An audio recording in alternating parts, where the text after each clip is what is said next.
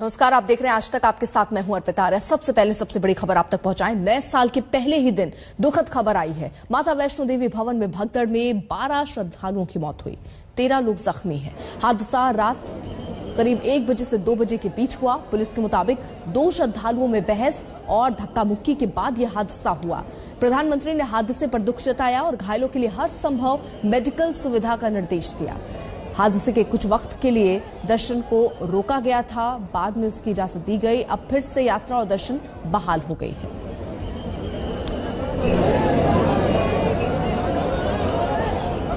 रविंद्र रैना जुड़ चुके हैं हमारे साथ, बीजेपी के नेता। रविंद्र रैना जी, क्या जानकारी अब आप तक पहुंच रही है? घायलों की हालत कैसी है? कितने घायल हैं अभी और क्या मृतकों की संख्या बढ़ी? बहुत ही दुखद घटनाक्रम हुआ है। हर वर्ष 31 दिसंबर को मां भगवती, मां वैष्णो देवी जी के दर्शनों हेतु पूरे देश भर से, दुनिया भर से असंख्य श्रद्धालु मां के दर्शन और मां का आशीर्वाद लेने पहुंचते हैं। और विशेष श्रद्धालु जो हैं, उनका ये प्रयास रहता है कि मध्य रात्रि 12 बजे के बाद जब नव वर्ष चढ़ जाता है, नव वर्ष का शुभारंभ हो जाता है, उस वक्त वो मां के दर्शन करके मां का आशीर्वाद प्राप्त करते हैं कि अगला नव वर्ष पूरा बहुत मंगलमय गुजरे। लेकिन इसी बीच बहुत बड़ी संख्या में वहां जो है वो श्रद्धालुओं के पहुंचने से मध्य रात्रि ये घटनाक्रम हुआ। ये बहुत ही दुखद घटनाक्रम हुआ है। 12 श्रद्धालुओं ने अपनी जानें गंवाई इस भगदड़ में, जो कि बहुत ही दुखद है। और तकरीबन 1 दर्जन से ऊपर श्रद्धालु घायल हैं, जिनको पहले कटरा के सब डिस्ट्रिक्ट हॉस्पिटल में उपचार के बाद माता वैष्णो देवी नारायणा हॉस्पिटल में शिफ्ट कर दिया गया है। हम सब लोग वहां पहुंचे हैं और भारतीय जनता पार्टी के कार्यकर्ता वहां जो घायलों को किसी भी प्रकार का सहयोग जरूरत हो, चाहे वो ब्लड डोनेशन है, रक्तदान हो या अन्य किसी भी प्रकार का सहयोग, हमारे कार्यकर्ता कर रहे हैं। रात को ही उस घटना स्थल पर हमारे स्थानीय कार्यकर्ता पहुंचे। मैं स्वयं भी इस समय उसी घटना स्थल की ओर जा रहा हूं। और हमारा प्रयास है कि जिन लोगों ने अपनी इस भगदड़ में जाने गंवाई, उनके परिवारजनों को जो भी सहयोग हमसे हो पाएगा हम करेंगे, कर रहे हैं। और घायलों को उनकी जान बचाने के लिए जो भी संभव प्रयास हमसे होगा हम कर रहे हैं। ये बहुत दुखद घटनाक्रम रहा।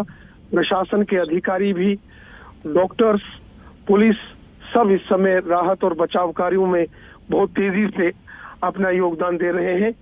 ये बहुत दुखद घटनाक्रम हुआ है जो नववर्ष के बिल्कुल आगमन पर, चूंकि वहां बहुत भारी संख्या में भीड़ पहुंच गई। पिछले 2 वर्षों से अनेक यात्राएं, जिसमें श्री अमरनाथ जी की यात्रा और माता वैष्णो देवी जी की यात्रा कोरोना काल के चलते, चूंकि बहुत कम सीमित संख्या में लोग वहां माता वैष्णो देवी जी के दरबार में आते हैं, अचानक 31 दिसंबर को ये संख्या बहुत बढ़ गई और जिसके चलते मध्य रात्रि को ये सारा घटनाक्रम हो गया और हम 12 के करीब श्रद्धालुओं को अपनी जानें गंवानी पड़ी। रविंद्र रैना जी, आपको लग रहा है कि कोई लापरवाही हुई? क्योंकि यहाँ पर कोरोना का जो प्रोटोकॉल होना चाहिए, दूरी होनी चाहिए तय या एंट्री होनी चाहिए, उसको क्या आपको लगता है फॉलो नहीं किया गया? क्योंकि तस्वीरें तो यही गवाही दे रही है। दूसरा सवाल ये हो जाता है कि इतनी एंट्री आखिरकार दी क्यों गई? और ये हर बार, मतलब पिछले 2 साल से लगातार देखा जा रहा है कि वैष्णो देवी के दर्शन के लिए लोग उमड़ रहे हैं, तो क्या पर्याप्त इंतजाम नहीं हुए? इस सारे घटनाक्रम की उच्च स्तरीय जांच के आदेश दे दिए गए हैं और जांच के बाद जो भी इसमें मामला सामने आएगा, कानून अपना काम करेगा। जैसा आपने स्वयं कहा कि कोरोना काल में लगभग सभी हमारे धार्मिक यात्राएं, देवालय, मंदिर, मठ सब जो है वो बंद थे और एक नियमावली से एक रिस्ट्रिक्टेड संख्या श्रद्धालुओं की ही जाती है।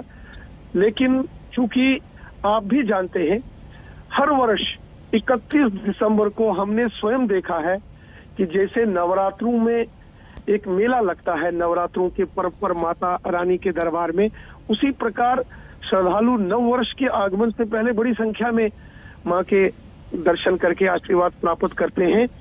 चूंकि पिछले 2 वर्षों से कोरोना काल में ये सब बंद था, तो अचानक इस प्रकार का रश अचानक बढ़ गया और जिसके चलते मध्य रात्रि और सबका यह प्रयास कि हमको रात्रि के 12 बजे के बाद माँ के दर्शन करके माँ का आशीर्वाद प्राप्त करना है। और उसी बीच कहीं दो श्रद्धालुओं के बीच में आपस में कुछ कहासुनी हो गई और उसके बाद ये बहुत दुखद घटनाक्रम हुआ है, जो बहुत ही एक कष्टदायक है, पीड़ादायक है।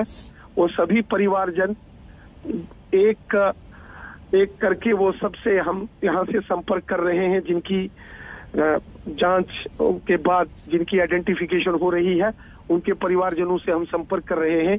घायलों को हर प्रकार का सहयोग में जो भी ब्लड डोनेशन या अन्य प्रकार का जो भी व्यवस्थाएं हैं, उनके परिवारजनों को जो यहाँ पहुंच रहे हैं हॉस्पिटल में, उनके लिए जो जो सहयोग हमसे हो पाएगा हम कर रहे हैं। स्वयं माननीय प्रधानमंत्री जी ने फोन करके इस सारे घटनाक्रम की जानकारी भी ली है और हमें ये दिशा निर्देश भी दिए हैं कि हमारे सभी भारतीय जनता पार्टी के कार्यकर्ताओं को तुरंत मौके पर पहुंचना चाहिए और हर प्रकार का सहयोग और हमको असिस्टेंस वहां करना चाहिए। हमारे कार्यकर्ता रात के ही स्थल पर पहुंचे हैं और प्रशासन का और सिविल एडमिनिस्ट्रेशन का, हॉस्पिटल एडमिनिस्ट्रेशन का पूरा हम सहयोग कर रहे हैं। ठीक है, बहुत बहुत शुक्रिया रवींद्र जी जुड़ने के लिए। तो फिलहाल यहाँ जांच की बात कही गई है कि हादसा कैसे हुआ, उसकी हाई लेवल एक कमेटी बनाई गई है, लेकिन इन सब के बीच सवाल कई, इतनी भीड़ जुटने की आखिरकार इजाजत कैसे मिली? कोरोना को लेकर जो एहतियाती कदम उठाए जाने थे वो एहतियाती कदम क्यों नहीं उठाए गए? सोशल डिस्टेंसिंग का नियम है, उस नियम को क्यों ताक पर रखा गया? क्योंकि यहाँ लोगों के बीच तय मानक के हिसाब से दूरी नहीं दिख रही। एंट्री पॉइंट पर सुरक्षा के पुख्ता इंतजाम क्यों नहीं रहे? कितने लोगों को अंदर एंट्री देनी है, उस पर क्यों नहीं ध्यान दिया गया?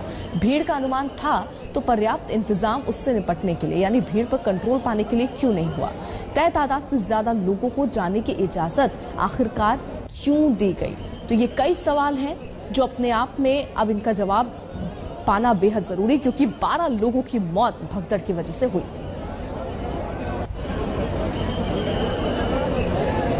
सुनील जी भट्ट हमारे साथ, हमारे सहयोगी इस वक्त जुड़े हुए हैं। सुनील, अब देखिए हाई लेवल कमेटी बना दी गई है और ये कहा जा रहा है कि जांच होगी, लेकिन कई सवाल यहां खड़े होते हैं, चाहे वो कोरोना को लेकर हो, तैयारियों को लेकर हो। चश्मदीद ये बता रहे हैं कि जो लोग दर्शन करके लौट रहे थे वो भी एक जगह इकट्ठा हो गए, उनके निकलने का भी पर्याप्त रास्ता नहीं था या वो भी वहां इकट्ठा होकर जाना नहीं चाह रहे होंगे, तो इन सब इंतजामों को देखने के लिए वहां व्यवस्था नहीं थी। जी, मैं आपको बता दूं, इस समय मैं मौजूद हूं दर्शनी ड्योढ़ी पर कटरा में और यहीं से माता वैष्णो देवी की यात्रा शुरू होती है, इसी जगह से। और इस समय भी अगर मैं आपको यहां की तस्वीरें दिखाऊं तो देखिए कितनी भारी संख्या में यहां पर यात्रीगण हैं। कुछ यात्रा करके आ चुके हैं, कुछ यात्रा के लिए जा रहे हैं, लेकिन जो अहम बात है कि कोविड प्रोटोकॉल की धज्जियां उड़ रही है। आप देख सकते हैं कि ज्यादातर यात्रियों ने मास्क तक नहीं पहना है और जो सामाजिक दूरी बनानी है, सोशल डिस्टेंसिंग, उसका भी पालन नहीं हो रहा है। और एकदम से जो भारी संख्या में कल भवन में यात्री पहुंच गए, यानी कि भारी संख्या में जो माता वैष्णो देवी के धर्मस्थल पर जो लोग पहुंच गए, वहां पर एकदम से जो है भगदड़ मच गई। हालांकि बताया जा रहा है कि कुछ लोगों के बीच झगड़ा हुआ, उसके बाद वहां पर भगदड़ मची, लेकिन साफ तौर पर हम यहां पर देख सकते हैं कि यात्रियों की कितनी ज्यादा भीड़ है। जो मान्य जो लिमिट है उसके अधिक यात्री पहुंच चुके हैं, जिसके कारण ये भगदड़ मच गई। और अभी भी आप देख सकते हैं कि यात्रियों का जमावड़ा कितना है और खाली कोई ऐसा जो है कोई यात्री है जिसने मास्क पहना है। हम यहाँ पर कुछ लोगों से बात करते हैं जो श्रद्धालु हैं, जो प्रत्यक्षदर्शी हैं, जिन्होंने कल स्टैम्पेड देखा। हम उनसे बात करते हैं। जी, कल आप उस समय वहाँ देर रात मौजूद थे जब भगदड़ मची? मैंने वहाँ पे हेल्प भी करी है लोगों की, और ये कोई मतलब कि सारी गलत बात है कि प्रशासन ने हेल्प नहीं की है। जैसे ही वहाँ पे धक्का मुक्की स्टार्ट हुई है, वहाँ पे प्रशासन का कोई रोल नहीं था, क्योंकि काफ़ी ज़्यादा भीड़ हो गई थी और धक्का मुक्की हुई। जैसे धक्का मुक्की हुई, हमारे वहाँ के, मैं अब उन अधिकारियों को नहीं जानता हूँ, 3 स्टार उनको लगे हुए थे, वो उसी टाइम तुरंत वहाँ पे आए और उन्होंने मतलब कि अपनी जितनी भी फोर्स थी और जो श्राइन बोर्ड के जितने भी कर्मचारी रहते हैं, तो उनकी तरफ से काफ़ी ज़्यादा बचाव किया गया। और कुछ ऐसे सोशलिस्ट वॉलंटियर वहाँ पे आ गए। मैं भी एक सोशल वॉलंटियर हूँ, मेरा नाम विकास है, मैं उधमपुर से हूँ। और काफ़ी ज़्यादा, और जो श्राइन बोर्ड के जो कर्मचारी थे, जो उनकी फोर्स रहती है, उन्होंने भी काफ़ी ज़्यादा हेल्प की है। और जहाँ पे अपना वैष्णो देवी भवन है, वहाँ पे छोटी सी डिस्पेंसरी है, जितना वो वहाँ पे फर्स्ट एड दे सकते थे उन्होंने दिया। भारी संख्या में यात्री कैसे पहुँच गए माता के भवन? देखिए, कुछ जो यात्री हैं, जब यहाँ पे 6 बजे इन्होंने टिकट काउंटर बंद कर दिया था, फिर भी बिना टिकट के भी कुछ यात्री जो है ऊपर चले गए थे। चेक पॉइंट पे तो टिकट चेक होती है सर अब ये जो रश की वजह से अब मैं इतना नहीं कह सकता कि उन्होंने चेक की या नहीं की। और जहां तक वो लगता था कि कुछ बड़े सारे लोग ऐसे हैं जो माँ के दर्शन कम करने के लिए जाते हैं और एंजॉयमेंट के लिए ज़्यादा जाते हैं। और वहाँ पे ऐसे मतलब कुछ ऐसे गुट थे जिन्होंने पता नहीं अपने हिसाब से क्या कर रखा था। मतलब शरारती तत्व आ गए थे? मगर शरारती तत्व नहीं थे, मैं ये नहीं कहूँगा कि शरारती तत्व थे। मौज मस्ती के लिए कुछ लोग, मौज मस्ती के लिए। उन्होंने ये नहीं देखा कि बच्चे कईयों के साथ है। मेरी बीवी खुद उस क्राउड में आ गई थी। हम वहां से निकले, जैसे हम अगले स्टेशन पे पहुंचे और पीछे ये हादसा हो चुका था। फिर हमने ये वॉलंटियर होके, मतलब कि ये नहीं है कि प्रशासन ने कुछ नहीं किया, पुलिस के कर्मचारी, सीआरपीएफ के कर्मचारी और जो श्राइन बोर्ड के जितने भी कर्मचारी थे, उन्होंने बहुत हेल्प की है। ये नहीं है कि हाँ जी अगर कईयों की जान भी बची है तो वो उनकी दे, प्रशासन की कारण। बिल्कुल बिल्कुल। आप बताइए, आपका नाम? मेरा नाम संजय गोयनका, मैं कलकत्ता से आया हूँ। कलकत्ता से आए हैं, लेकिन मास्क तो पहनना चाहिए था ना? सर मास्क अभी उतारे हैं सर। जिस तरह से आप लोग कोविड के प्रोटोकॉल की धज्जियां उड़ा रहे हैं, आप में भी कुछ गंभीरता होनी चाहिए। देखिए, सोशल डिस्टेंसिंग का पालन नहीं हो रहा है। सोशल डिस्टेंसिंग सर तो पालन तो हो ही रहा है, ऊपर पूरा पालन हो रहा है, पूरा मास्क चल रहा है ऊपर में। मुझे बताइए क्या हुआ, आपने क्या देखा? मैं जब वहाँ पे पहुँचा था तो सब जितने भी बंदे वहाँ पे थे, हमें मना किया गया कि आगे मत जाइए। मैं आगे नहीं गया। भवन से मोटा मोटी 500 मीटर की दूरी पे था और अपने बच्चे को और बीबी को लेके वहाँ पे खड़ा रहा। 2 घंटे खड़ा हुआ था, लेकिन सब बोल रहे थे नीचे जाओ, तो मैं सबको लेके नीचे आ गया। मैं दर्शन भी नहीं किया अभी तक। आप बताइए आपका? सर ऐसा कोई रूल्स एंड रेगुलेशन जो फॉलो नहीं करते कोई श्राइन बोर्ड वाले। 6:30 बजे हमने पर्ची ली है, यात्रा पर्ची। ये लोग कह रहे हैं ना 6 बजे बंद कर दिए, 6:30 बजे मैंने पर्ची ली है। इनको इतने मेंबर एक बार में, अगर ये जितने मेंबर को अगर कंट्रोल कर सकते हैं, भीड़ कंट्रोल कर सकते हैं, उतने मेंबर की एंट्री करानी चाहिए, नहीं ऊपर करानी चाहिए। नहीं अगर इतने यात्री इतने यात्रा करके जा रहे हैं ऊपर, यात्रियों की क्या गलती? आप एक लगा लीजिए कि आप 1 लाख यात्री, मैं एग्जाम्पल दे रहा हूँ, आप 1 लाख यात्री को कंट्रोल कर सकते हैं तो 1 लाख यात्री भेजिए। यात्री अब जब आपको लगता है ज्यादा संख्या गई यात्रियों की? जी आप एक बात बताइए, जितने यात्रियों का अब यात्री पर्ची अलाउ करेगी, उनकी यात्रा है। आप मानते नहीं मानते उनकी यात्रा वैलिड रहे? वो तो कोई ये नहीं है कि अपनी तरफ चले गए। जी आप बताइए। सर मैं वहीं पे था उस टाइम, 1:30 बजे की बात होगी लगभग। सर लगभग 10-11 हज़ार टिकटें होती हैं सर, किसी ने कोई टिकट चेक नहीं की। और सर आप कह रहे हैं कि जो बिना टिकट के, बिना मतलब यात्रा पर्ची के भी लोग भवन तक पहुंच गए। सर रास्ते में जो चेक पॉइंट है वहाँ पर देखा नहीं, किसी ने सर कुछ चेक नहीं किया सर। बहुत लोगों के चोट आई है सर, और सर सिविलियंस ने बहुत हेल्प की है, और सर पुलिस वालों से ज्यादा हेल्प सिविलियंस ने की है। कुछ व्यवस्था भी नहीं सर उनके पास। टोटल 2 ही 3 उनके पास एम्बुलेंस ही, सिर्फ वही ले रहे थे, उन्हीं से वापस ले रहे थे। और सर बिल्कुल सर जो ऑनलाइन बुकिंग होती है, अगर ऑनलाइन बुकिंग इनको पता है कि इतनी बुकिंग है अपने पास, तो उस हिसाब से इनको व्यवस्था आगे करनी चाहिए। अगर ऑनलाइन बुकिंग ज्यादा है, इस हिसाब से इनको करना चाहिए। तो अर्पिता, आप साफ तौर पर देख सकते हैं कि यहाँ पर यात्रियों ने जो है प्रशासन पर, कुछ यात्रियों ने आरोप लगाए हैं, कुछ लोगों ने प्रशासन की प्रशंसा की है कि जिस प्रकार से उन्हें स्थिति को नियंत्रण में लाया। लेकिन अर्पिता, जो अहम बात है मैं आपको दिखाना चाहता हूँ, ये देखिए, अभी भी इस समय भी सुबह का समय है, 1 जनवरी है, आज नव वर्ष है, लेकिन देखिए भीड़ क्या है यहाँ पर। भारी भीड़ है यहाँ पर। यात्रियों की दर्शनी ड्योढ़ी है, यहीं से यात्रा शुरू होती है और वहाँ त्रिकुट पर्वत पर माँ वैष्णो देवी का दरबार है।